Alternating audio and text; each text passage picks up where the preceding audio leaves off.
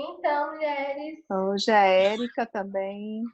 Eu posso dizer, a Érica, a sua leitura é muito gostosa. Viu? Por Boa mim, noite, gurias. olha quem está falando, é a Raquel? Raquel. Sou eu. Ê! Tô testando aqui. Olha, pois está perfeito. Pelo celular eu vou conseguir melhor hoje. Eu não gosto de mexer. Eu tenho um computador aqui, mas eu não gosto. Meu celular, eu faço tudo no celular. Tudo, tudo, tudo, tudo, tudo. Então, Mais prático, né? Eu acho. Então, mulheres, nós estamos ali na página 106 no livro físico, que é a terceira tarefa do terceiro capítulo, segundo capítulo, né? Não, terceiro capítulo.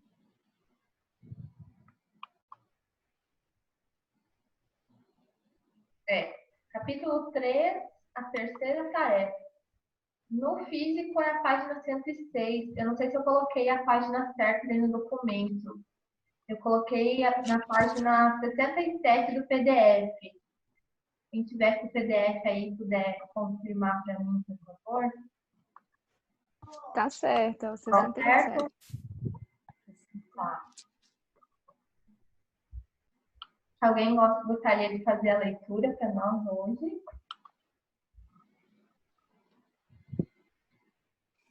Eu acho que a Érica deveria se candidatar a fazer a leitura. Vai lá, Érica, vamos Ah. para fazer a leitura. Tá, eu vou ler a terceira tarefa e a Doris é a minha parceira, então. Ela lê a quarta. Ou a Raquel. tá Hoje, pois é, hoje o bom. microfone da Raquel está disponível, Tá tem a funcionando. Rose também. Nós Deixa eu temos me um achar. monte de leitoras hoje. Então, cadê a ler Isabela? A O problema Isabela é achar aqui. que ela não está muito bem. Ela está O atacada da rinite. Ai. Eu vou jantar agora, gente. Mas eu tô escutando. Eu tô aqui. Olha. E eu tô tentando aqui como é que se diz, o meu TI sumiu daqui para mim, não pedir nada para ele. Eu tô achando aqui o PDF. Então tá bom. Então, vou começar a leitura, então, meninas. Beleza, Érica. Vai lá. É a terceira tarefa, tá, Raquel? Você tá com o livro ou com o PDF? Não, eu tô com o PDF, deixa só eu achar. Página Página 67. Tá. O que? 66? Você tá com o livro, Rose? Ah. Tá, Rose, com livro ou com PDF? Eu tô com um PDF, Raquel. Tá. A Raquel, então, página 66 e a Rose, página 106. É o que? Então, vamos lá. A terceira tarefa, navegar nas trevas. Nessa parte da história, o legado da mãe falecida, a boneca, orienta Vasalisa na travessia da escuridão até a casa de Baba Yaga. São as seguintes tarefas psíquicas desse estágio. Consentir em se aventurar a penetrar no local da iniciação profunda, entrada na floresta, e começar a experimentar o sentimento luminoso, novo e aparentemente perigoso de estar imersa no poder intuitivo. Aprender a desenvolver a sensibilidade ao inconsciente misterioso no que se relaciona ao direcionamento e confiar exclusivamente nos próprios sentidos interiores. Aprender o caminho de volta para a casa da mãe selvagem, obedecendo às instruções da boneca. Aprender a nutrir a intuição, alimentar a boneca. Deixar que a mocinha frágil e ingênua morra ainda mais. Transferir o poder para a boneca, ou seja, para a intuição. A boneca de Vasalisa pertence às provisões da velha mãe selvagem. As bonecas são um tesouro simbólico da natureza instintiva. No caso de Vasalisa, a boneca representa vida cita, a pequena força da vida instintiva que tanto é feroz quanto resistente. Não importa o problema que estejamos enfrentando, ela leva uma vida oculta dentro de nós. Durante séculos, os seres humanos tiveram a sensação de que das bonecas... Opa, só um minutinho, gente. Espera que eu vou pedir um silêncio.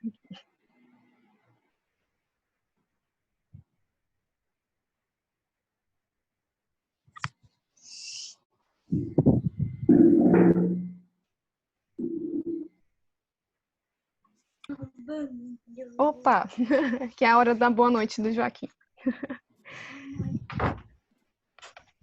Durante séculos, os seres humanos tiveram a sensação de que das bonecas emanava algo de sagrado e de mana.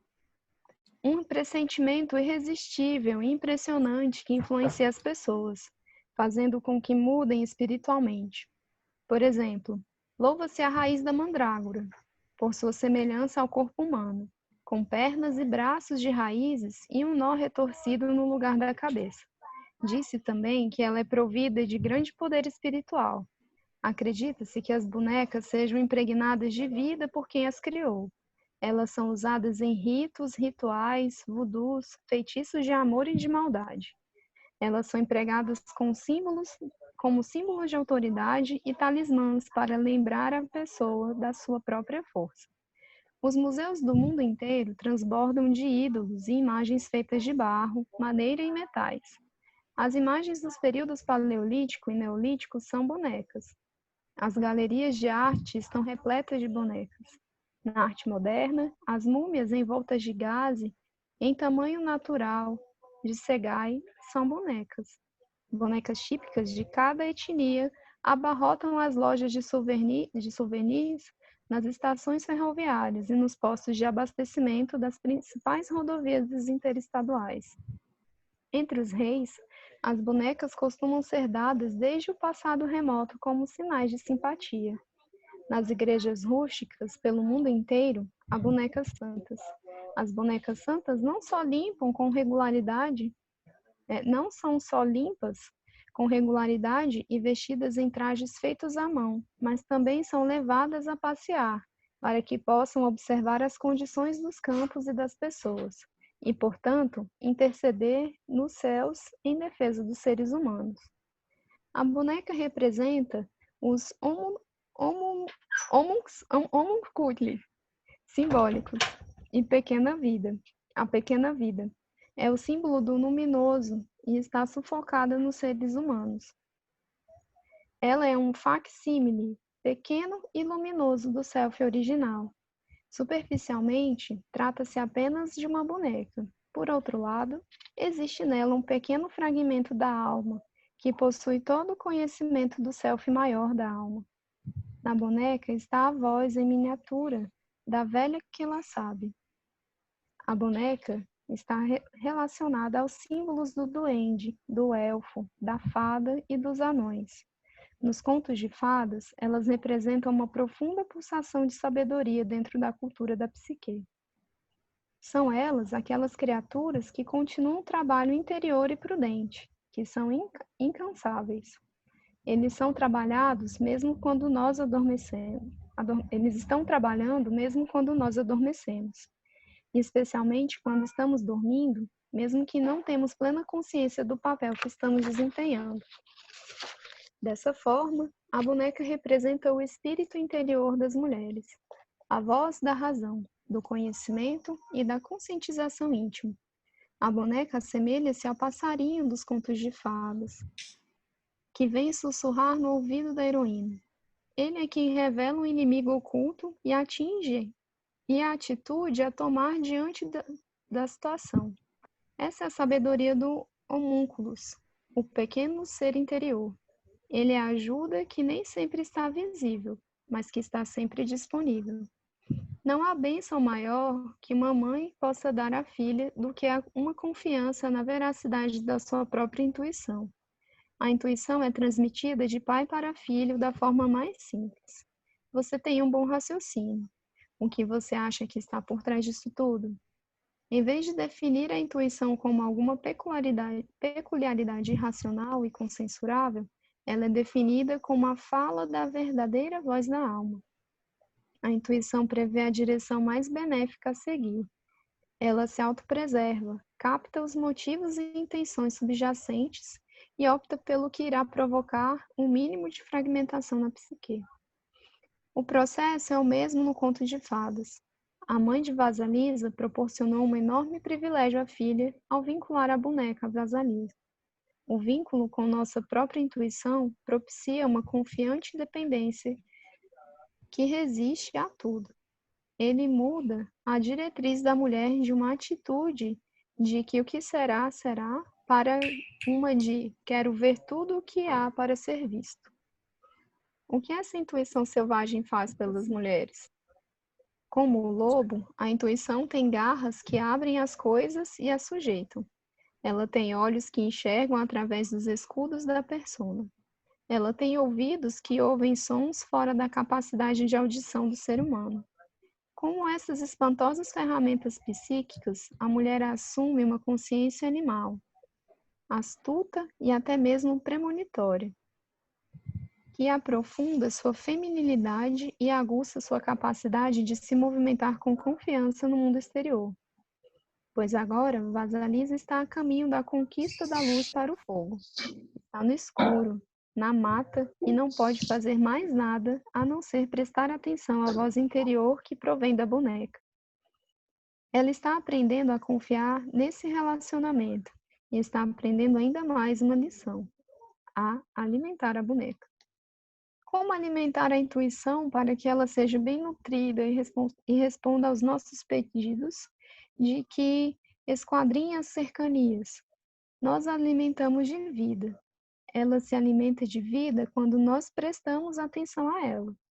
De que vale uma voz sem um ouvido que a receba?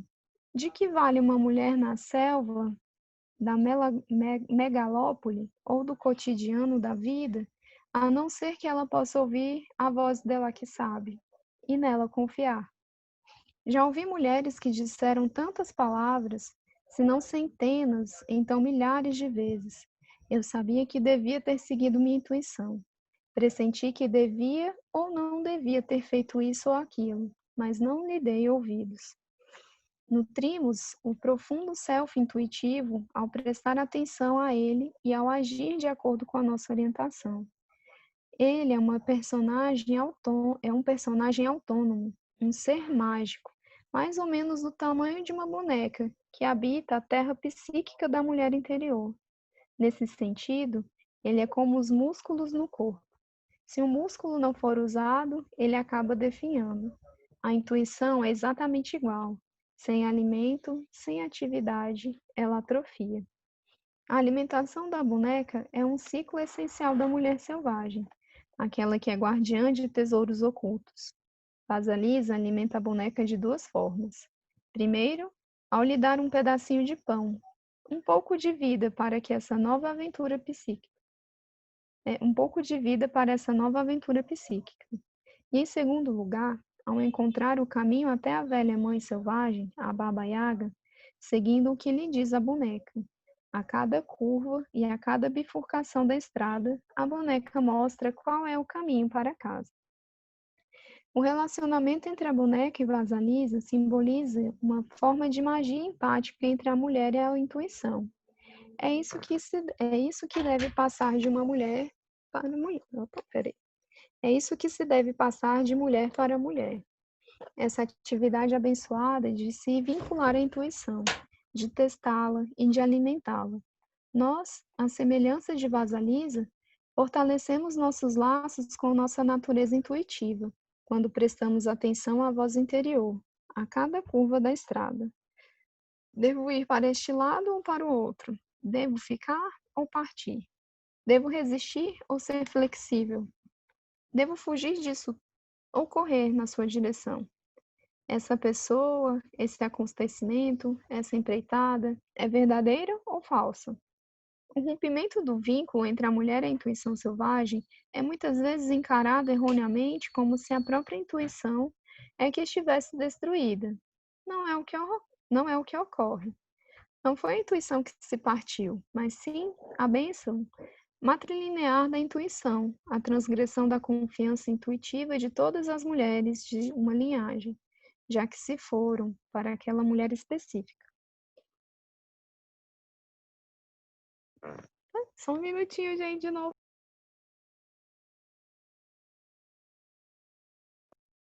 Ui, desculpa.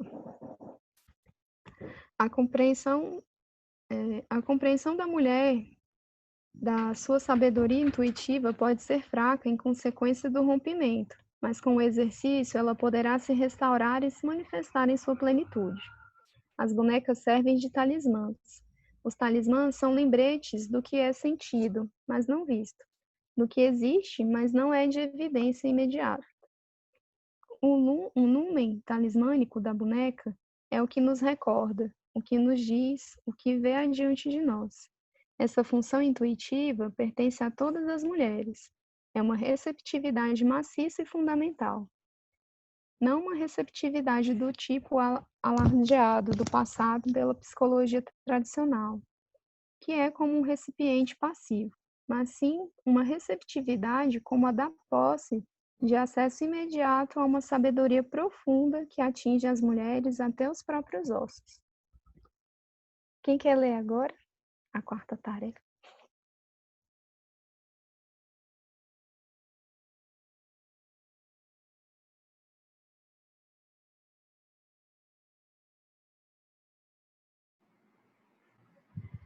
Nessa parte da história, Vasalisa encontra a megera selvagem pessoalmente. As tarefas desse encontro são as seguintes: ser capaz de suportar o rosto apavorante da deusa selvagem sem hesitar, topar com a Baba Yaga, formalizar-se com o mistério, a estranheza, a alteridade do selvagem, resistir na casa de Baba Yaga por algum tempo, adotar nas nossas vidas alguns dos seus valores, tornando-nos, portanto, também um pouco estranhas, comer seus alimentos. Aprender a encarar um poder enorme nos outros e, subsequentemente, nosso próprio poder. Permitir que a criança frágil e boazinha em excesso vá definhando ainda mais. Baba Yaga mora numa casa que descansa sobre pernas de galinha. Ela gira, dá voltas quando bem entende. Nos sonhos, o símbolo da casa reflete a organização do espaço psíquico habitado por uma pessoa, tanto no consciente quanto no inconsciente.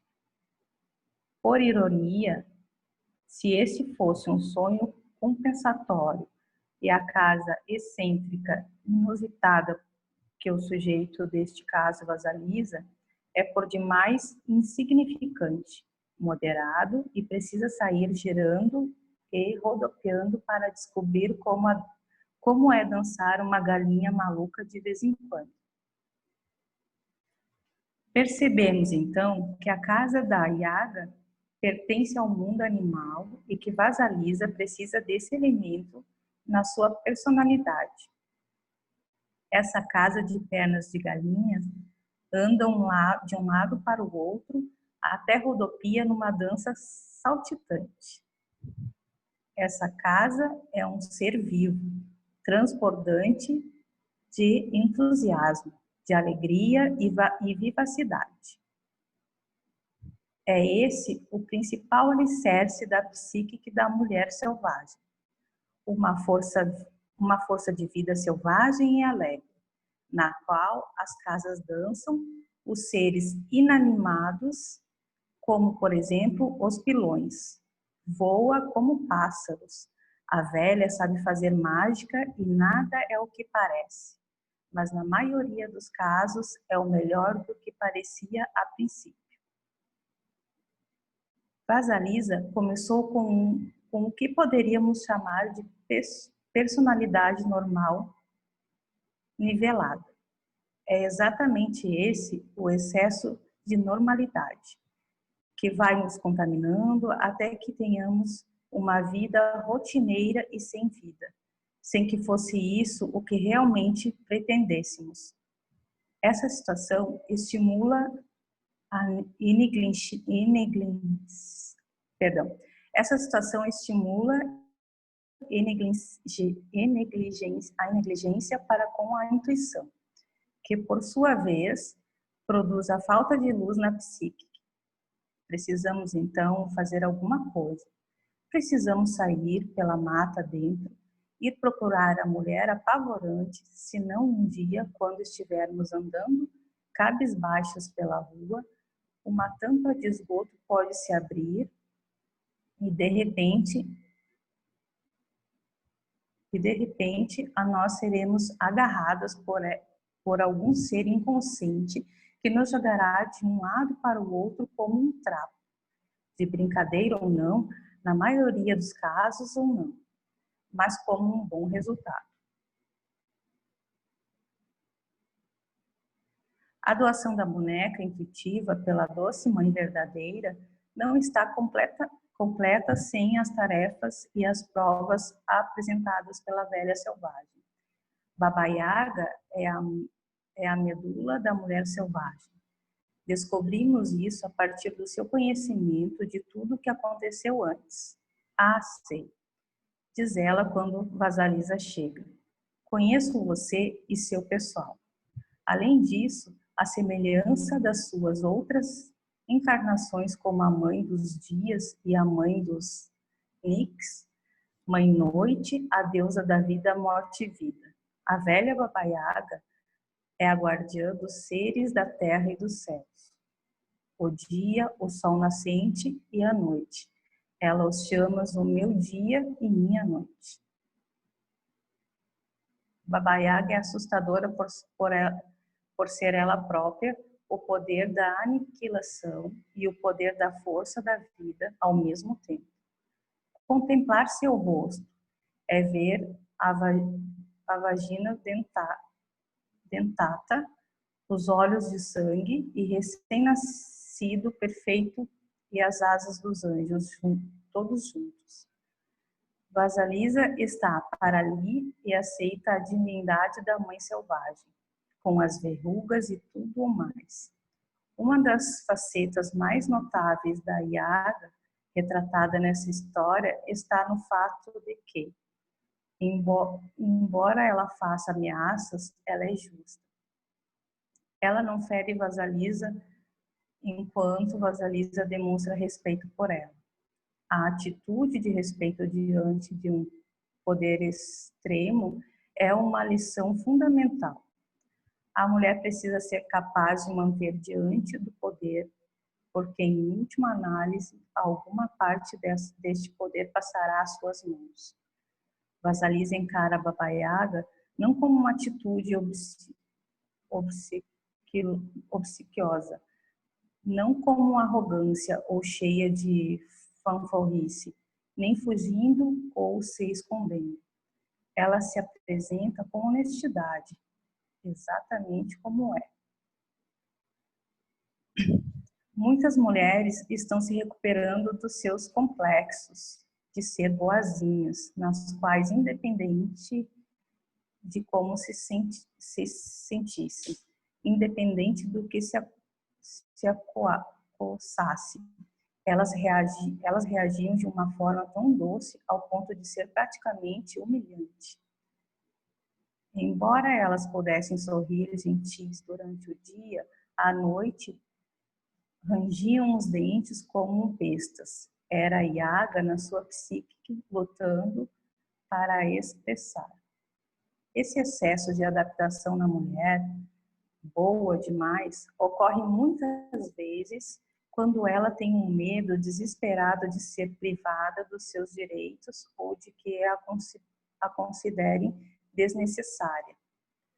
Dois dos sonhos de maior impacto que eu já vi foram a de uma mulher que decididamente precisava ser menos submissa. No primeiro sonho, ela herdava de um álbum de fotografia, um álbum especial com fotos da mãe selvagem. Ela ficou muito feliz até a semana seguinte, quando sonhou que abria um álbum parecido e ali estava uma velha horrível que olhava para ela. A megera tinha os dentes sujos e musgo, e do seu queixo escorria o negro sumo de pétalo. Seu sonho é típico das mulheres que estão se recuperando de ser boas demais. O primeiro sonho demonstra um aspecto de natureza selvagem, o aspecto benévolo e generoso, tudo o que ocorre bem no seu mundo. No entanto, quando a mulher selvagem, toda pegajosa, lhe é apresentada, bem, epa, será que não podíamos adiar um pouco essa parte? A resposta é não. O inconsciente, ao seu modo brilhante, oferece a quem sonha uma ideia sobre um novo estilo de vida que não se restringe ao sorriso frontal fácil da mulher, boazinhas demais. Encarar o poder selvagem em nós mesmas é ganhar acesso aos inúmeros rostos femininos ocultos. Eles nos pertencem de modo inato e podemos optar por incorporar os que nos forem mais convenientes a qualquer momento. Nesse drama de iniciação, Baba Yaga é a mulher selvagem sobre os disfarces da bruxa. A semelhança do termo selvagem, o termo bruxa, veio ser compreendido como um pejorativo mais antigamente, que era uma designação dada às benzedeiras, tanto jovens quanto velhos, sendo a palavra witch, bruxa em inglês. Deriva do termo witch, que significa sábio. Isso antes das religiões monoteístas suplantassem as antigas...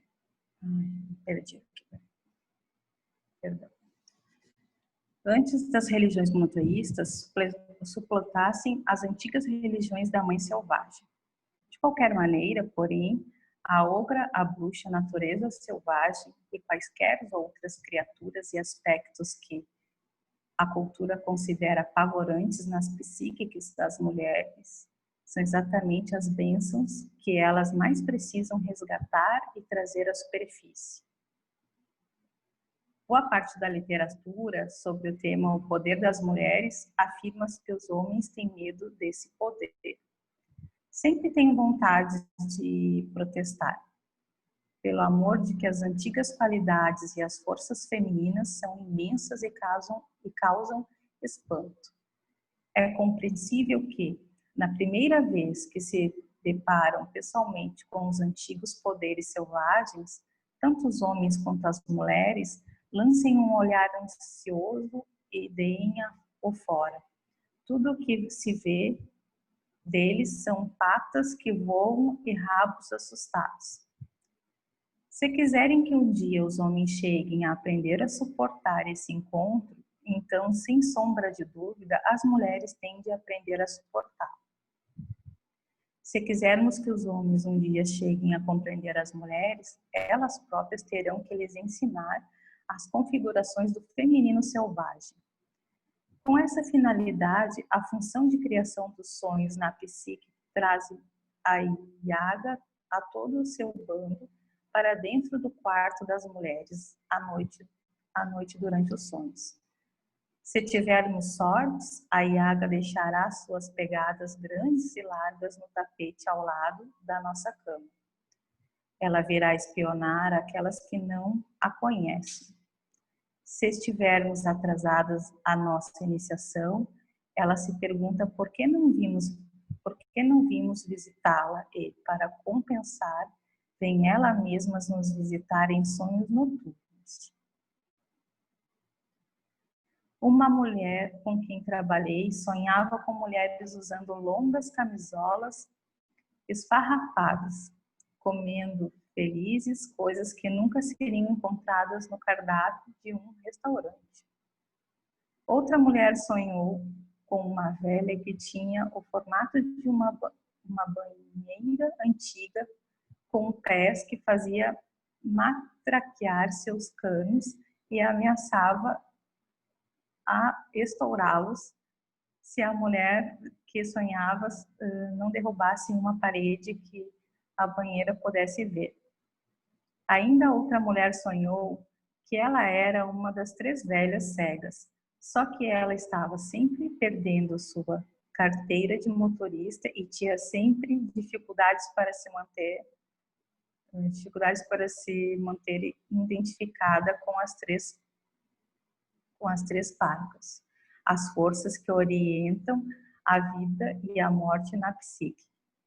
Com o tempo, no entanto, ela aprendeu a suportar e aprendeu a se manter próxima de sua própria natureza selvagem. Todas essas criaturas nos sonhos recordam a mulher que sonha a sua identidade elemental, seu self Yaga, a força enigmática e intensa da mãe da vida, morte e vida. Estamos afirmando que ser semelhante a Yaga é bom e que nós precisamos ser capazes de nos acostumar. Ser forte não significa desenvolver os músculos e exercitá-los. Significa, sim, encontrar nossa própria luminosidade sem fugir, convivendo ativamente com a natureza selvagem ao nosso próprio modo. Significa ser capaz de aprender e ser capaz de aguentar o que sabemos. Significa manter-se firme e viver. Continua? A quinta tarefa, servir o não racional. Nessa parte da história, Vasalisa pediu ao fogo Baba Yaga e a Yaga concordar se a Vasalisa fizer, em troca, alguns serviços domésticos para ela. As tarefas psíquicas desse período de aprendizado são as seguintes: ficar com a deusa Megera, aclimatar-se às imensas forças selvagens da psique feminina, chegar a reconhecer o poder dela, o seu poder, e os poderes das purificações interiores, limpar, escolher, alimentar, criar energia e ideias, lavar as roupas da Yaga, cozinhar para ela, limpar a sua casa e separar os alimentos. Há não muito tempo, as mulheres se envolviam profundamente com os ritmos de vida e da morte. Elas aspiravam o cheiro acre do ferro no sangue fresco do parto. Elas também lavavam os corpos frios dos mortos. A psique da mulher moderna, especialmente daquelas provenientes de cultas indústrias e tecnológicas, é muitas vezes privada dessas experiências básicas e abençoadas da natureza prática e íntima. Existe, porém, um meio para que não se iniciada participe dos aspectos sensíveis dos ciclos da vida e da morte. Baba Yaga, a mãe selvagem, é a mestra que podemos consultar nesses casos. Ela instrui e, ordenando da casa da alma, ela infunde uma ordem alternativa no ego, uma ordem em que a magia pode acontecer e a alegria pode ser criada, o apetite permanece intacto, as tarefas são realizadas com prazer. Baba Yaga é o modelo para sermos fiéis ao self. Ela ensina tanto a morte quanto a renovação. No conto de fadas, ela ensina a Vasalisa como cuidar da casa psíquica do feminino selvagem. Lavar as roupas da Yaga é um símbolo lendário. Nos países primitivos e ainda hoje em dia, para levar a roupa, a pessoa descia até o rio e lá fazia as abluções rituais feitas desde o princípio dos tempos para renovar o tecido. Trata-se de um belo símbolo da limpeza e da purificação de toda a imagem da psique. Na mitologia, tecido é fruto do trabalho das mães da vida, morte e vida. No Oriente, por exemplo, as três parcas, Cloto, Laquesis e Atropos. No Ocidente, a Nasciejé-Yazá, acho que é isso, a mulher-aranha, que transmitiu ao povo navajo o dom da tecelagem. Essas mães da vida, morte e vida ensinam às mulheres a sensibilidade ao que deve morrer e o que deve viver, ao que deve ser retirado com a carda e ao que deve ser aproveitado no tecido. Na história, Baba Yaga encarrega a Vasalisa de lavar a sua roupa para que esse tecido, esses padrões da deusa da vida, morte e vida, venham à luz, à consciência. Ao levá-lo, ela o renova. Ao lavá-lo, ela o renova. Lavar alguma coisa é um ritual de purificação atemporal. Ela não representa apenas a purificação. Ela também significa, como o batismo proveniente do latim, baptiza, empapar, impregnar com uma força e um mistério luminosos. No conto, a lavagem das roupas é a primeira tarefa. Ela simboliza repor em boas condições aquilo cada vez mais até que as nossas ideias e valores ficam frouxos com o passar do tempo. A renovação, a revivificação ocorre na água e na descoberta daquilo que realmente consideramos verdadeiro, daquilo que realmente consideramos sagrados. Nos símbolos dos arquétipos, os trajes representam a persona, a primeira impressão que o público tem de nós. A persona é uma espécie de camuflagem que permite que os outros conheçam a nós apenas o que nós queremos que eles conheçam, nada mais. No entanto, existe um significado mais antigo da persona, encontrado em todos os ritos da América Central, um significado bem conhecido das cantadoras e as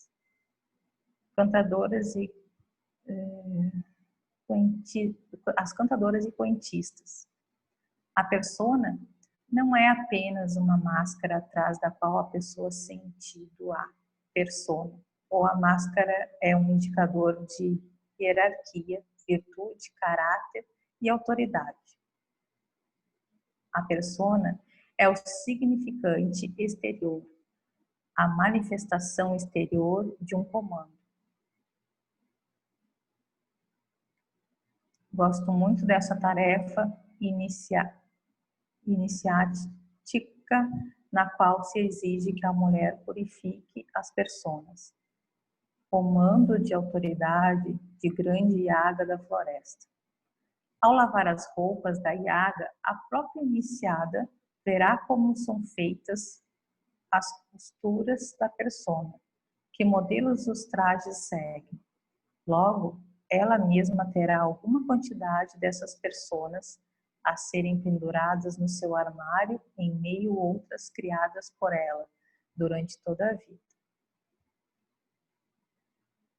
É fácil imaginar os símbolos de poder e autoridade da Yaga. Suas roupas tenham as mesmas qualidades que ela tem nos termos psicológicos: a força, a resistência. Portanto, lavar sua roupa é uma metáfora através da qual aprendemos a perceber e adotar essa combinação de qualidades, bem como saber como separar, consertar e renovar essas qualidades pela purificativo, a lavagem das fibras ao ser. A tarefa seguinte é a de varrer o casebre e o quintal. Nos contos de fadas dos leste europeu, As vassouras, muitas vezes, são feitas de gravetos de árvores e arbustos, e ocasionalmente das raízes de plantas rijas. O trabalho de vasalisa consiste em passar esse objeto feito de matérias vegetais sobre o piso da casa e do quintal para manter o local limpo de resíduos. A mulher sábia mantém seu ambiente psíquico organizado. Ela consegue isso mantendo a cabeça limpa, mantendo um local limpo para o trabalho e dedicando para se completar suas ideias e projetos.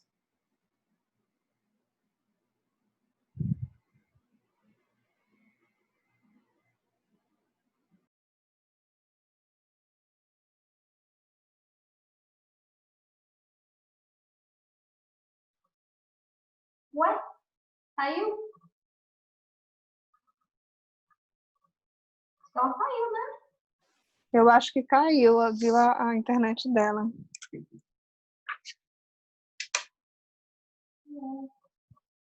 Alguém quer continuar? Então eu volto. Bora, Rose.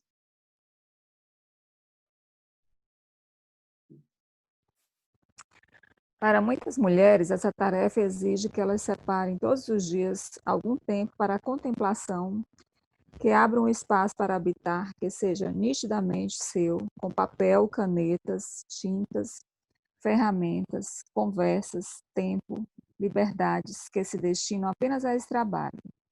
Para muitas delas, a psicanálise e outras experiências de mergulho e transformação fornecem o local e o tempo especiais para esse trabalho. Cada mulher tem suas próprias preferências, seu próprio estilo. Se esse trabalho puder ser realizado no casebre de Baba Yaga, tanto melhor. Mesmo perto do casebre é melhor do que longe dele. Seja como for, a vida selvagem de cada um tem de ser mantida em ordem, com regularidade. Não é suficiente dedicar a ela um dia, uma vez por ano.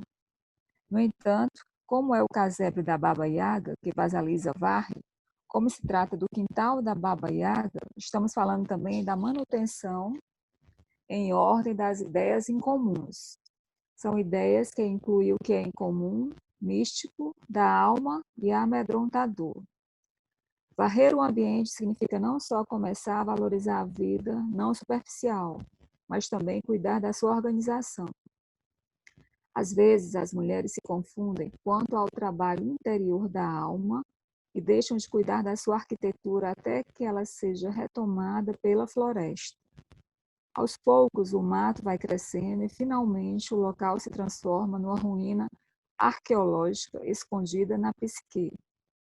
A varredura cíclica evitará que isso ocorra. Quando a mulher dispõe do espaço livre, a natureza selvagem viceja melhor. Para cozinhar para a Baba Yaga, perguntamos literalmente como se alimenta a Baba Yaga da psique, o que se oferece a uma deusa tão selvagem. Em primeiro lugar, para cozinhar para a Yaga, acende-se o fogo. A mulher precisa estar disposta a arder, arder de paixão, arder com as palavras, com as ideias, com o desejo por não importa o que ela realmente aprecie. É de fato essa paixão que provoca o cozimento e as ideias significativas da mulher são um alimento que é preparado. Para cozinhar para a Yaga, daremos um jeito para que nossa vida criativa tenha um fogo constante a aquecê-la.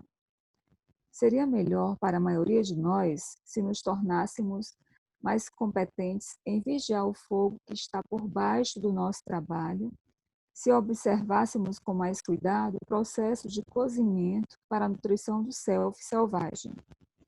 Infelizmente, muitas vezes voltamos as costas à panela, ao fogão. Esquecemos-nos de vigiar, esquecemos-nos de acrescentar lenha, esquecemos-nos de mexer. Pensamos erroneamente que o fogo e o ato de cozinhar são parecidos com algumas daquelas resistentes plantas domésticas que sobrevivem sem água 8 meses até que um dia não aguentam mais. Não é bem assim. O fogo exige atenção, porque é fácil deixar que ele se apague. A Yaga precisa ser alimentada e vai haver um barulho dos diabos se ela sentir fome. Portanto, é o cozimento de novas coisas, novos rumos, da dedicação à nossa arte e ao nosso trabalho, que alimenta a alma selvagem permanentemente. É isso mesmo que nutre a velha mãe selvagem e lhe dá o sustento na nossa psique. Sem o fogo, nossas grandes ideias, nossos pensamentos originais, nossos anseios e desejos continuam crus e todo mundo se sente frustrado. Por outro lado, qualquer coisa que façamos que tenha fogo irá agradar a mãe selvagem e manter a todas nós nutridas. No desenvolvimento das mulheres, todas essas ações ligadas às prendas domésticas, cozinhar, lavar, varrer, significam algo além do rotineiro. Todas essas imagens sugerem modos de se pensar na vida da alma, de avaliá-la, alimentá-la, nutri-la, corrigi-la, purificá-la e organizá-la. Vasalisa recebe a iniciação em todos esses aspectos, e sua intuição a ajuda a realizar as tarefas. A natureza intuitiva dispõe da capacidade de estimar as situações no relance, de avaliar no átimo, de eliminar o entulho que cerca uma ideia e de identificar a essência, para lhe infundir vitalidade, cozinhar ideias cruas e preparar alimentos para a psique. Vasalisa, através da boneca da intuição, está aprendendo a escolher, a compreender, a manter em ordem, a limpar e a arrumar o ambiente da psique. Além disso, ela aprende que a mãe selvagem exige muito alimento para poder realizar seu trabalho. Não se pode impor a Baba Yaga uma dieta de folha de alface e café preto. Se quisermos nos aproximar da mãe selvagem, devemos perceber que ela tem apetite por certos alimentos. Se quisermos ter um relacionamento com o feminino ancestral, precisaremos cozinhar muito. Com essas tarefas, Baba Yaga ensina e Vasalisa aprende a não se intimidar diante da escala do grande, do poderoso, do cíclico, do imprevisto, do inesperado, do vasto e do imenso, que é a escala da natureza, do peculiar, do estranho e do incomum. Os ciclos das mulheres, de acordo com as tarefas de Vasalisa, são os seguintes: limpar nosso pensamento, renovando nossos valores com regularidade, eliminar da nossa psique as insignificâncias, varrê-las, purificar nossos estados de pensamento e sentimento com regularidade, acender a fogueira criativa e cozinhar ideias num ritmo sistemático, especialmente cozinhar muito para alimentar o relacionamento entre nós mesmos e a natureza selvagem. Vasalisa, através do período passado com a Yaga, acabará incorporando algo do jeito e do estilo da Yaga, e nós também. Cabe a nós, dentro das nossas próprias limitações humanas, seguir seu exemplo. Isso nós aprendemos, apesar de ficarmos assombradas ao mesmo tempo, pois na terra de Baba Yaga há objetos que voam à noite e estão de pé ao nascer do sol, todos convocados pela natureza instintiva selvagem. Há os ossos dos mortos que ainda falam e há os ventos, os fados, os sóis, a lua e o céu, que vivem todos no enorme baú da Yaga. No entanto, ela mantém tudo em ordem. O dia vem depois da noite, uma estação segue-se à outra. Ela não é aleatória, ela tem pé e cabeça. Na história, a Yaga descobre que Vasalisa completou todas as tarefas que lhe foram propostas e fica satisfeita, mas também um pouco decepcionada por não poder ralhar com a menina. E assim, só para se certificar que Vasalisa não ficasse confiante demais, Baba Yaga diz mais ou menos o seguinte: bem, só porque você conseguiu fazer o serviço uma vez, não quer dizer que vai conseguir de novo. Por isso, tenho mais um dia de tarefas para você. Vamos ver como você se sai, queridinha. Se não, mais uma vez, Vasalisa cumpre as tarefas, recorrendo à capacidade da orientação intuitiva, e a Yaga lhe concede, a contragosto, uma aprovação mal-humorada, daquele tipo que sempre vem de uma mulher mais velha, que já viveu muito e viu muitas coisas, que até certo ponto preferia não ter vivido e visto tanto, e ao mesmo tempo sente orgulho disso. Para continuar? Sexta tarefa, separar isso daquilo. Para continuar? Agora Sexta tarefa. hora, Ni. É 9 e 10. Vamos ler mais essa tarefa? É. O que querem deixar para a próxima? Ela é bem curtinha. 2 Então páginas. vamos, né? Então vamos. Vamos lá, então. Sexta, posso continuar? Pode continuar. Sexta tarefa, separar isso daquilo. Nessa parte da história, Baba Yaga exige da Vasalisa duas tarefas muito difíceis. As tarefas psíquicas da mulher são as seguintes: aprender a discriminar meticulosamente, a separar as coisas umas das outras com o melhor discernimento, aprender a fazer distinções sutis ao escolher o milho mofado do milho são, e ao selecionar as sementes de papoula de um monte de estrume. Observar o poder do inconsciente, como ele funciona mesmo quando o ego não está familiarizado. Os pares de mãos que aparecem no ar. Aprender mais sobre a vida, o milho, e a morte, as sementes da papoula. Pede-se a Vasalisa que separe 4 substâncias: o milho mofado do milho são e as sementes da papoula do estrume.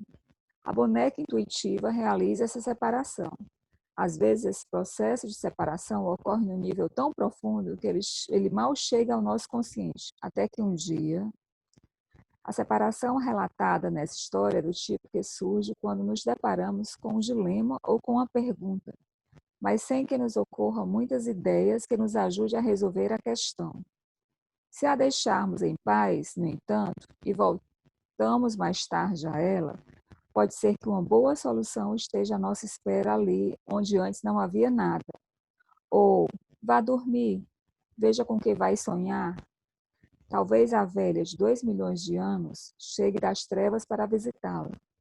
Talvez ela traga a solução, ou mostre que a resposta está bem abaixo da sua cama, dentro do seu bolso, num livro ou atrás da sua orelha. É um fenômeno o fato de uma pergunta feita quando a pessoa vai dormir. Com a prática, suscitar uma resposta quando a pessoa desperta. Existe algo na psique, algo da boneca selvagem, algo que fica por baixo, acima ou dentro do inconsciente coletivo, que separa os materiais enquanto dormimos e sonhamos. E confiar nessa qualidade também faz parte da natureza selvagem. O milho mofado tem 2 significados. Sob a forma de bebida, o milho mofado pode ser usado tanto como inebriante quanto como medicamento. Existe um fungo chamado carvão do milho, um fungo preto bastante peludo que se encontra no milho mofado, que também tem a reputação de ser alucinógeno. Vários estudos aventaram a hipótese de que alucinógenos, originados do trigo, da cevada, da papoula ou do milho, teriam sido usados nos antigos ritos das deusas elêusicas, na Grécia. Além disso, a separação do milho, que a Yaga pede a Vasalisa que faça também, está relacionada com a coleta de plantas medicinais pelas curandeiras, as velhas benzedeiras, que ainda hoje podem ser vistas nessa atividade em toda a América Central e do Sul. Vemos os antigos remédios e tratamentos das benzedeiras também na semente da papoula, que é um soporífero e um barbitúrico, assim como no estrume, que foi usado desde tempos remotos e ainda é usado hoje em dia em cataplasmas, como envoltórios, banhos e até mesmo para ingestão sob certas circunstâncias. Essa é uma das mais belas passagens da história. O milho são, o milho mofado, a semente de papoula e o estrume são todos remanescentes de uma antiga farmácia medicinal. Eles são usados como bálsamos, ungüentos, infusões e cataplasmas, para manter outros medicamentos em contato com o corpo. E como metáforas, eles também são remédios para a mente. Alguns nutrem, outros relaxam, alguns causam languidez, outros são estimulantes. São facetas dos ciclos da vida, morte e vida. Baba Yaga não está só pedindo que Vasalisa separe isso daquilo. que aprenda a diferença entre coisas de natureza semelhante, como, por exemplo, o amor verdadeiro do falso, ou a vida revigorante da vida desperdiçada. Mas está pedindo também que Vasalisa distinga um medicamento do outro, como os sonhos que podem ser compreendidos no nível objetivo, mas que ainda retêm uma realidade subjetiva. Esses elementos alimentícios medicinais também representam para nós uma orientação simbólica. Como Vasalisa, temos de escolher nossos agentes medicinais psíquicos, temos de escolher muito para compreender que o alimento da psique também é o medicamento da psique. E temos de extrair a verdade, a essência desses elementos para a nossa própria nutrição. Todos esses elementos e tarefas estão transmitindo a Vasalisa ensinamentos sobre a natureza da vida, morte e vida, o toma lá da cá dos cuidados com a natureza selvagem. Às vezes, com o objetivo de aproximar uma mulher da natureza da vida, morte e vida, eu lhe peço que cuide de um jardim, seja ele psíquico, seja ele de lama, estrume e verdura, bem como de todas as coisas que cercam, ajudam e atacam, que ele representa a psique selvagem. O jardim é um vínculo concreto com a vida e a morte. Seria mesmo possível dizer que existe uma religião dos jardins, pois eles nos ensinam profundas lições espirituais e psicológicas. Qualquer coisa que possa acontecer a um jardim pode acontecer à alma e à psique. Excesso de água, falta de água, pragas, calor, tempestades, enchentes, invasões, milagres, ressecamento, reverdecimento, bênçãos, cura. Durante a existência do jardim, a mulher escreve um diário, registrando os sinais de doação de vida e de retirada de vida. Cada registro ajuda a formar uma sopa psíquica. No jardim, adquirimos prática para deixar que pensamentos, ideias, preferências, desejos e até mesmo amores vivam e morram. Plantamos, arrancamos, enterramos. Secamos sementes, fazemos a semeadura. Protegemos as plantinhas. O jardim é uma prática de meditação, a de dizer a hora de alguma coisa morrer. No jardim, podemos ver chegar a hora de desfrutar e a hora da regressão. No jardim, estamos nos movendo de acordo com a inspiração e a expiração da grande natureza selvagem, não contra ela. Através dessa meditação, reconhecemos que o ciclo da vida, morte e vida é natural, tanto o lado da mulher selvagem, que dá a vida, quanto aquele que distribui a morte, estão esperando um contato amigo, esperando ser amados para sempre. Nesse processo, nós nos tornamos como a natureza selvagem cíclica.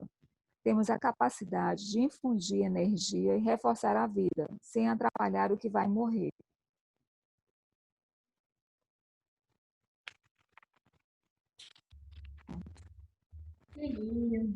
Poxa, que leitura, viu? Menina. Coisa, né? Que é para ler, reler, né? Mesmo. Ler, reler, reler de novo.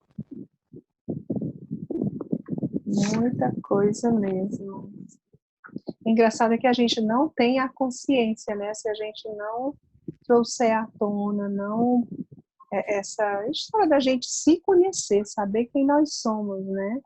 Então passa despercebido que é isso que eu sempre questionava essas coisas, que eu achava assim, que a vida não é só essa rotina, né, trabalhar e pagar boleto, né? Trabalhar, pagar boleto, trabalhar, acordar, dormir, comer, botar para fora, né? É. Eu digo, gente, seria muito assim, sem sentido, uma vida sem sentido, né? Então, essa leitura aqui, e só trazendo para vocês, na hora que começou lá falando sobre a boneca, né? Logo no início, eu me lembrei que eu brincava era muito de boneca de papel, fazia até roupa de boneca de papel. Adorava. Muito gostoso, né? Muito bom. Gente, mas eu fiquei encantada. Fiz um monte de anotações aqui. Principalmente quando a gente cobra da gente que eu devia ter feito aquilo. E ainda me veio aquela ideia, né? E a gente fica questionando isso, né? Não sei se é melhor esquecer, né? Quando você tem as decisões que você toma E a partir do momento que você toma essa decisão, sem pensar no que poderia ter sido a outra opção, né? E se, né? Isso, e se? Porque eu acho que isso aí acaba com a gente. Viver na dúvida, né? Eu acho que até tem um estudo, eu não sei se é verídico, eu li em algum lugar, que foram perguntar para pessoas à beira da morte, né, com doenças terminais, o que elas mais se arrependiam, né, na vida. E a maioria delas respondia: eu não me arrependo do que eu fiz, eu me arrependo daquilo que eu não fiz.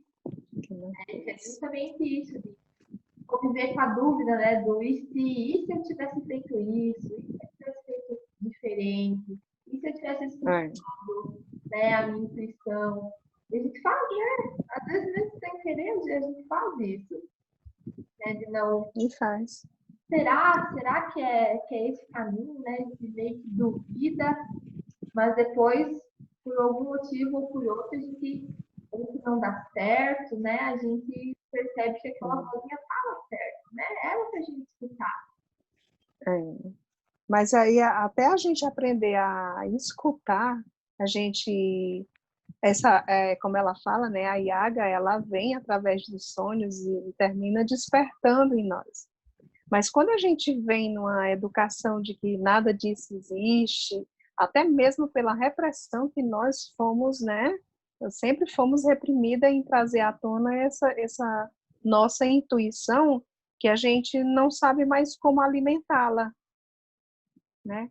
E o que eu acho bonito é isso, que pode até ser não, e com certeza sempre existiu isso, mas o acesso foi limitado, nem todo mundo teve esse acesso, né? Devido no meu caso,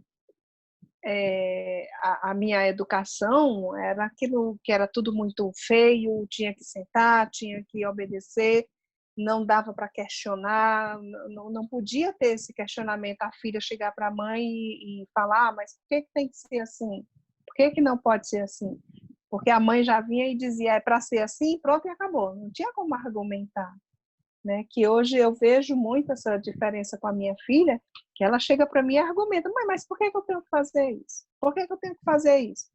E aí muitas vezes eu digo, porque tem que ser assim? Aí depois eu, não, peraí, não é assim não. Então o que é que você acha que deve ser feito? Né? E nisso a gente vai evoluindo em que esse diálogo seja bem aberto, né? Bem aberto porque o tabu ainda continua com muitas coisas, né? Eu acho que o questionamento, ele sempre traz, né, uma outra visão. A gente deve se questionar sempre, né, sempre, em todas as áreas. Né? Se perguntar mesmo o que eu estou fazendo, o que eu quero. Né? A pergunta, eu adoro perguntas. Tanto que a oficina, a Erika sabe, é isso, é só pergunta. Tá? Você respondendo as perguntas, então você vai começar, né, a abrir as portinhas e ter esse outro lado, né? Essa outra forma de enxergar, porque a gente está numa sociedade que é muito racional, é muito lógica. E como a Marisa disse, a gente perdeu, né, esse costume de alimentar. Eu gostei muito dessa parte que falou sobre cozinhar para Baba Yaga, né? Manter o fogo aceso, né? Que não adianta só acender e deixar cozinhando ali. Não vai dar certo, vai queimar, vai secar, não vai ficar gostoso. Você tem que manter o fogo aceso. Assim, aí bem aqui ele ainda fala assim, né? Porque esse fogo, ele exige atenção, porque é fácil deixar que ele se apague, né? Que eu acho que esse nosso encontro aqui, ele está acendendo esse fogo, não está deixando ele apagar, porque ele está despertando em nós algo que a gente não conhecia, né? Quando ela fala aqui portanto, é o cozimento de novas coisas, novos rumos da dedicação. Nossa arte é o trabalho que alimenta a alma selvagem permanente. Né? Eu até botei aqui, gente, para vocês verem, ó, eu. Bem aqui assim, sabe? Nesse último, trecho aqui, eu estava copiando. Não, eu estou precisando já Tem um- cozinhar, fazer o novo. Eu acho legal quando ela fala do alimento da psique, o sustento da alma. Então, assim, você tem o desejo pelas coisas que você faz, você tem o desejo de viver, que é aquela frase, né? Umas pessoas vivem, outras existem. Assim, você vive ou você existe. Então, você fazer aquela coisa com desejo mesmo, que é resgatar aquela. E eu achei legal também quando ela fala da Baba Yaga, que ela é tanto a aniquilação quanto a força da vida ao mesmo tempo. Então, ela pode ser as duas coisas. Então, você também pode ser as duas coisas. Você pode se aniquilar, ou você pode ser a força e a potência ao mesmo tempo. Você escolhe o que você quer fazer da sua vida, né? É bem profunda essa leitura de hoje, na verdade. Mexeu bastante. É que às vezes a gente tem que, né, tem que deixar esse lado aniquilador dela agir, porque como ela fala, não são todas as coisas que a gente tem que nutrir, porque não acumula muito, né? Então a gente tem que fazer esse trabalho de limpar o ambiente psíquico, né, como ela fala. E acho que essa face aniquiladora da Yaga é justamente isso que ela faz. Ela limpa, né, esse ambiente e prepara ele para o próximo, né? Porque não adianta a gente ficar acumulando coisas que a gente não vai estar usando, né? Não vai estar nutrindo ou curando. Para quê? Né? Então a gente tem que saber quando nutrir e quando deixar morrer, né? E a Yaga é esses dois extremos, né? Essa parte da comida aqui eu achei até engraçado, porque eu fazia muito isso, gente. Sabe aquela pessoa que tinha 1000 projetos, queria fazer 1000 coisas, começava com aquela paixão, com aquela vontade, chegava na metade, desistia, sabe? Justamente por isso, porque não mantinha o fogo aceso, sabe? Era só aquela labareda, assim, de repente morria, né? E, tipo, eu me sentia frustrada, e muitas vezes me culpava, que, eu não consigo terminar nada mesmo, por que eu vou tentar, né? Mas tem que ter uma disciplina ali de ficar alimentando o fogo, senão não vai. Tudo parte do desenvolvimento, né? Isso. Cadê a Doris? Não está aqui, não. É um silêncio, né? Gente, boa noite. Hoje eu tô exausta. Tá cansadinha, Está Dora. exausta. Tô morrendo Eu de acho descansar, mas a leitura foi muito profunda e isso que legal você... foi essa parte do jardim também, mas eu fiquei aqui. O que é que vocês viram mais aí desse jardim?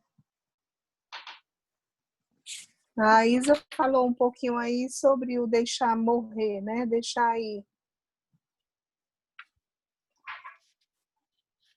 Sim, que o jardim é um vínculo concreto da vida, morte e vida, né?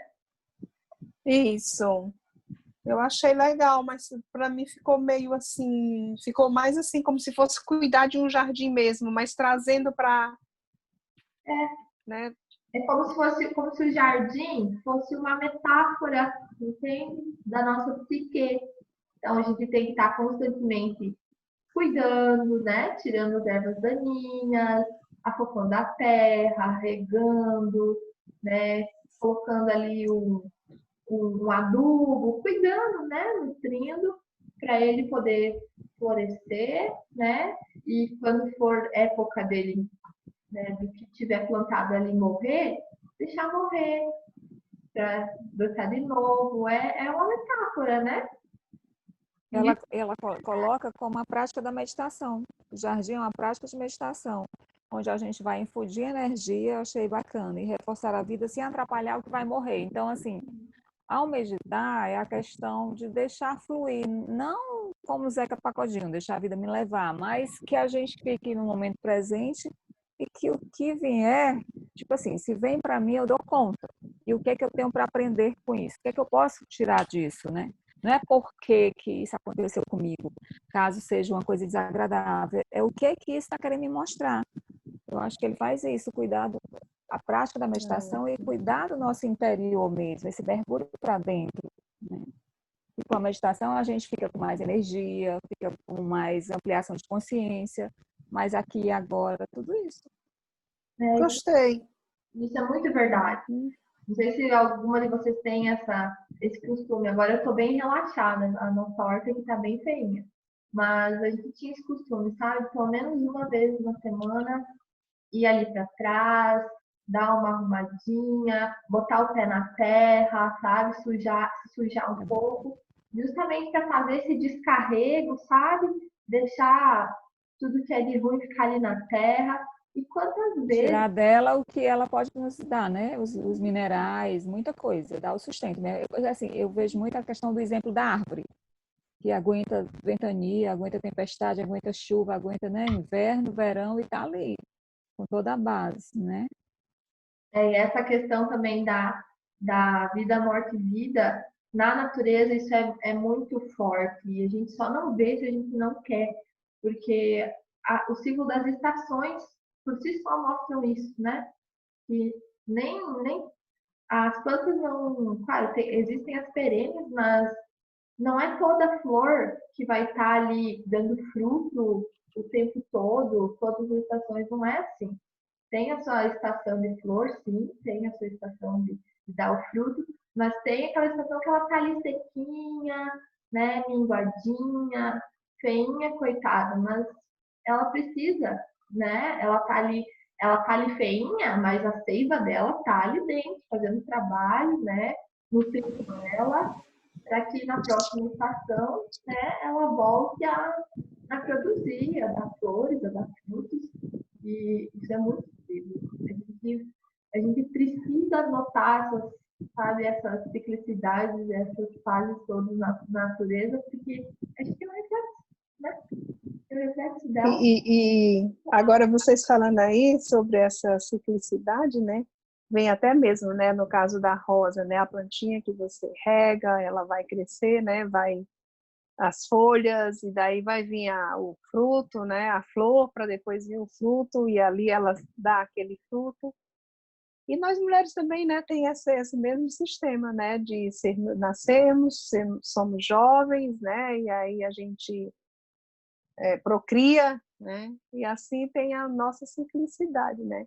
E esses dias eu estava até fazendo a minha caminhada e lá embaixo tem muitas plantas, muita coisa, bem bonito para caminhar. E aí tem tem uns caramajão, sei lá como é, que dá aqueles cachos assim de flores, né? E no mesmo cacho tem os botões, tem a rosa no auge, tem as rosas já, né, ficando velhas, tem outras já murchando, caindo. E aí esses dias eu olhei assim e digo, gente, olha, para você ver essa ciclicidade que a gente vive, né? Tudo tem um ciclo, mas a gente está aqui para viver esse ciclo, né?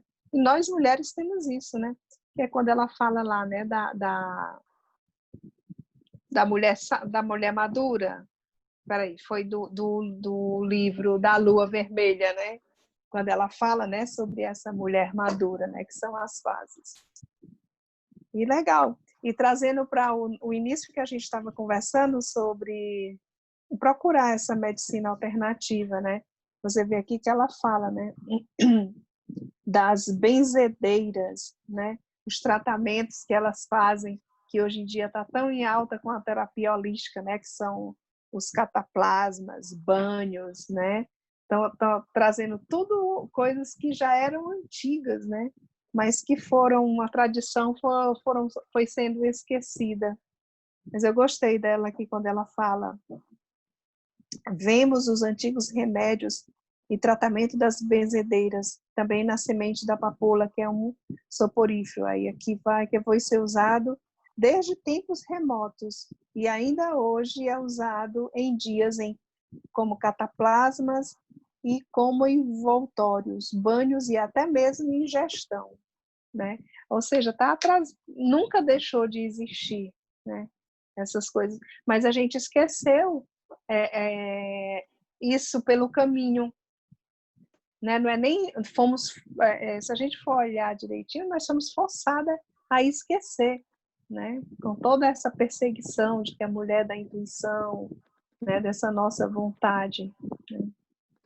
Achei Marisa, eu achei legal. interessante nesse ponto que você toca aí, foi o que eu mais gostei nesse capítulo, né, na sexta tarefa, que é justamente separar isso daquilo, que é o que a gente considera como algo ruim, né, o estrume, o milho mofado, esse daí o que seria um lixo, né, não existe esse lixo, né, tudo tem um sentido, ele é aproveitado, e de você buscar essa medicina, né, que essa medicina ela acontece não é só do fruto bonitinho, da flor bonitinha, né? Então aquele mato estranho, aquele estrume, tudo ali tem um sentido, né? E às vezes a gente pode fazer um parêntese para essa medicina até para os sentimentos que a gente tem, que a gente vive essa cobrança, essa necessidade dessa mulher boazinha.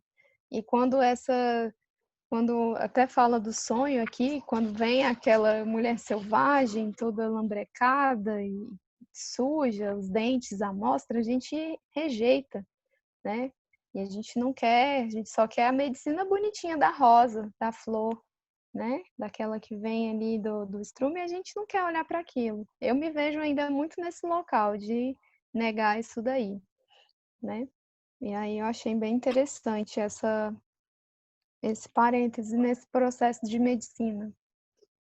Eu não sei se faz sentido, mas eu acho que é a gente querendo romantizar a vida, né? Querendo tudo que só o que é belo. Então, o que é diferente do belo nos assusta, repele, então a gente não quer nem olhar, não quer nem saber.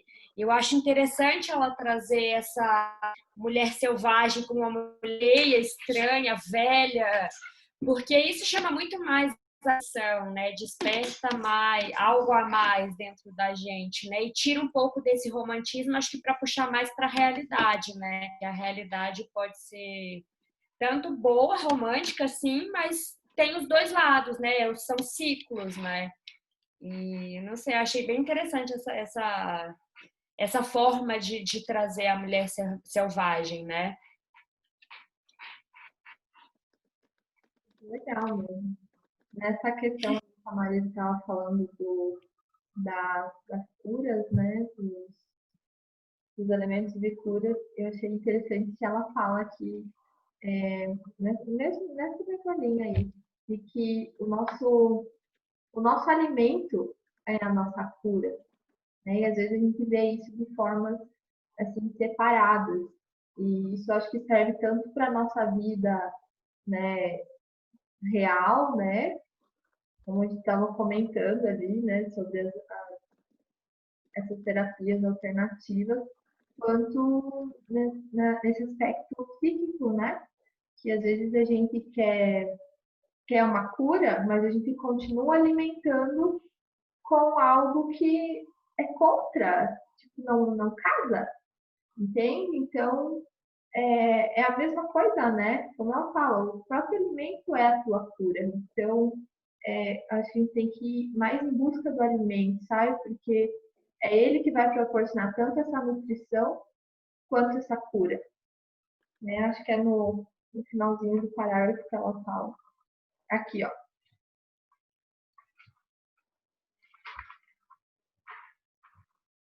Temos que escolher nossos agentes medicinais psíquicos. Temos que escolher muito para compreender que o alimento da psique também é o medicamento da psique. E temos de extrair a verdade, a essência desses elementos para a nossa própria nutrição.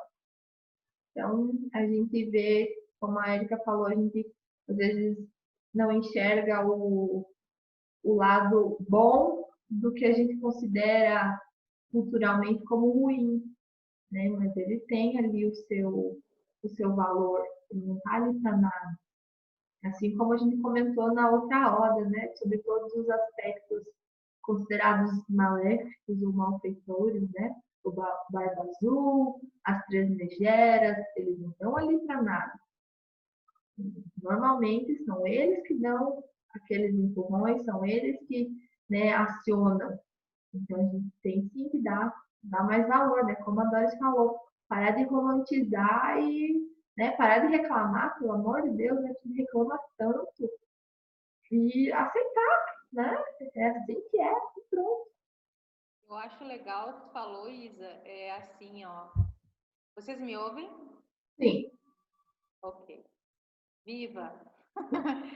Eu acho muito legal essa parte que você falou da negatividade, no caso, que pode ser uma parte positiva. Por exemplo, eu vou linkar com a parte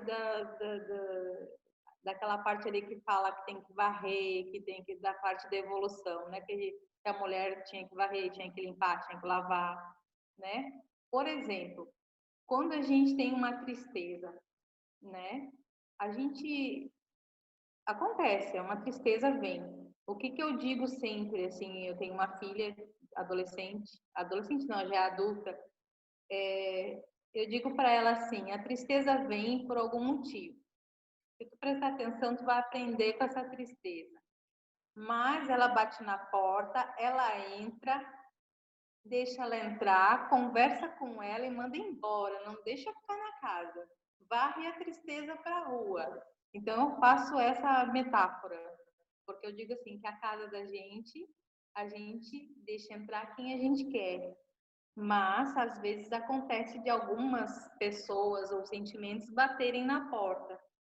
Deixa entrar, aprende e deixa embora. Então, eu linko muito essa parte da negatividade para fazer essa limpeza, para poder organizar a nossa psique, né? Porque isso é importante. Eu tô gostando muito dessa leitura e tô adorando assim cada uma ter um ponto de vista diferente e a gente consegue, né, aprender com cada ponto de vista diferente. Então, eu adorei essa parte que tu falou aí, do ponto negativo, que a gente pode aprender com ele, sim, né? E aí, o que não serve, a gente manda embora, varre para fora da casa, né? Nessa questão aí da tristeza, eu acho bem interessante a questão do choro, né? Quando, quando a gente está naquela bad, às vezes dá uma vontade tão grande de chorar e às vezes a gente trava, né? Engole o choro e, né, segura ali o sentimento. Só que às vezes quando a gente chora, parece que lava, parece que limpa, né? Então é bem isso que você falou, Raquel.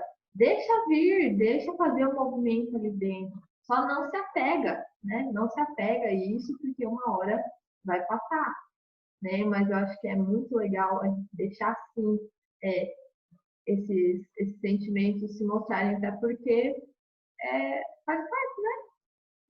Nada é florzinha, frufruzinho o tempo todo. Aí não teria graça nenhuma, né?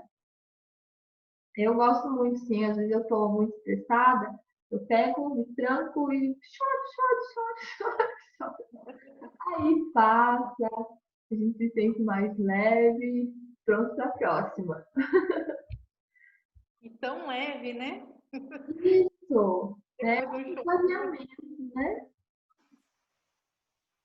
O meu já aconteceu de eu estar chateada com alguma coisa e dirigindo. Nesse período, eu morava numa cidade próxima à Fortaleza e é assim, como se ela fosse é pertinho, é 50 quilômetros, acho que é, não, é 30 quilômetros, que é Maranguape, aqui pertinho, né, Rose?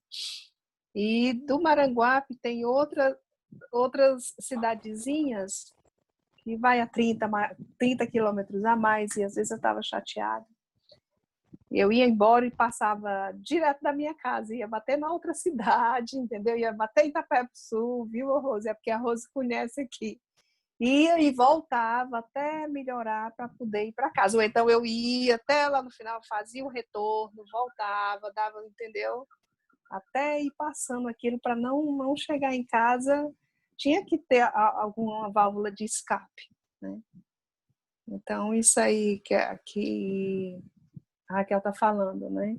É a gente deixar vir, sentir, ficou com raiva, resolveu, então já está resolvido, que seja, o pessoal fala assim, que a nossa raiva seja tão rápida quanto a escrita na areia, né, na praia, né, que a onda vem e apaga ali rapidinho, mas você sabendo vivenciar aquilo, não esconder essa emoção, porque aí é onde entra aquela história do nosso corpo fala, né?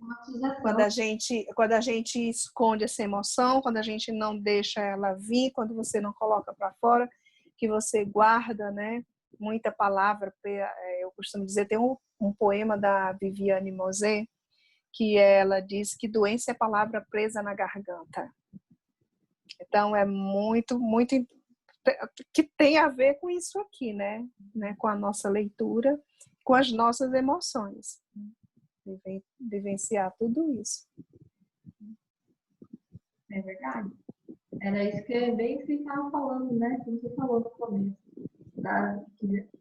Tudo tem, todas as doenças têm uma causa emocional. Então, primeiro ela acontece no emocional, né? isso. E depois ela vai se somatizando, até que quando ela vem para o corpo, já é a última etapa dela, né? É a mente pedindo, né? Por favor, preste atenção. E eu acho bem legal isso, porque muitas vezes a gente tenta tratar só ali o sintoma físico, mas a gente e não vai na causa. Né? Não, isso mesmo. Então é uma coisa que tem que estar, né? Tem que trabalhar os dois lados. A gente sabe sim, não é negligenciando, né? Ou colocando o tratamento médico de escanteio, mas a gente não pode esquecer desse lado da emoção. É igualmente importante.